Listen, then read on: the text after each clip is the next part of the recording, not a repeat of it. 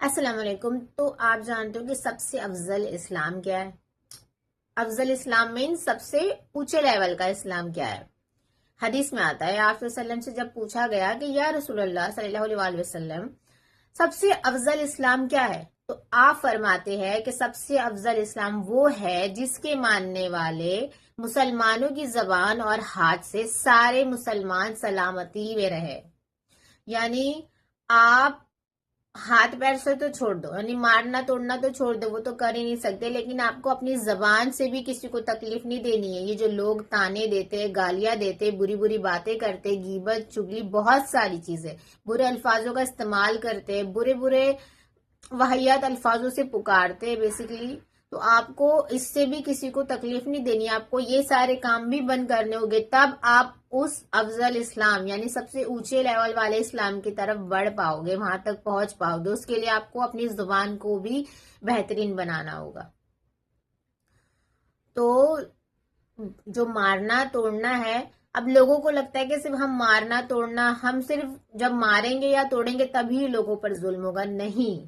صرف ہاتھ پیر سے مارنے توڑنے سے صرف ظلم نہیں ہوتا ہے، بلکہ آپ اپنی زبان سے بھی لوگوں پر ظلم کر رہے ہو۔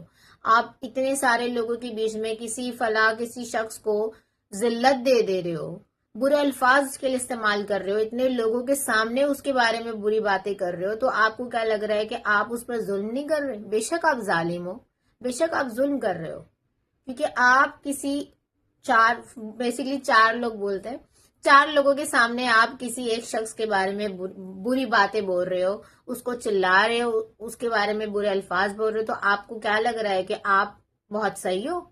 یہ بھی ظلم ہے۔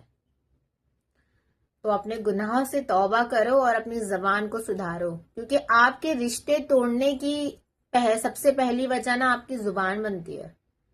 یہاں پر رشتے جوڑنے کا حکم ہے، رشتے توڑنے کا نہیں۔ تو رشتے جوڑ کر رکھنا ہے تو اپنی زبان پر کنٹرول کرو، کیونکہ دیکھو سامنے والا بھی انسان ہی ہے، وہ بھی نہیں سن سکتا زیادہ، وہ بھی انسان ہے نا، بے شک وہ بھی خطاؤں کا پتلا ہی ہے، اس کی بھی نفس ہے، اس کو بھی شیطان بھڑکاتا ہے۔ تو آپ کیا سوچ رہے ہو کہ آپ صرف سامنے والے کو بولتے جاؤ گے، سامنے والا خاموشی سے سنتا جائے گا؟ نہیں، وہ بھی ایکشن کا ریئیکشن نکلتا ہے نا ایک، یہ چیزیں ہوتی ہیں، پھر جب ریئیکشن نکلتا ہے تو رشتے خراب ہو جاتے ہیں، رشتے ٹوٹ جاتے ہیں۔ تو بہتر یہ ہے کہ ہم اپنی زبان پر کنٹرول رکھیں اور اللہ سے رحمت کی دعا کریے کہ اللہ تعالیٰ ہماری آخرت تو بہتر کرے، ساتھ ہی ساتھ دنیا میں ہماری زندگی آسان کرے، ہمیں گناہوں سے بچائے اور ہماری زبان کو اچھے کاموں کے لیے استعمال ہم کر سکے، اس کی توفیق ہمیں دے۔ آمین۔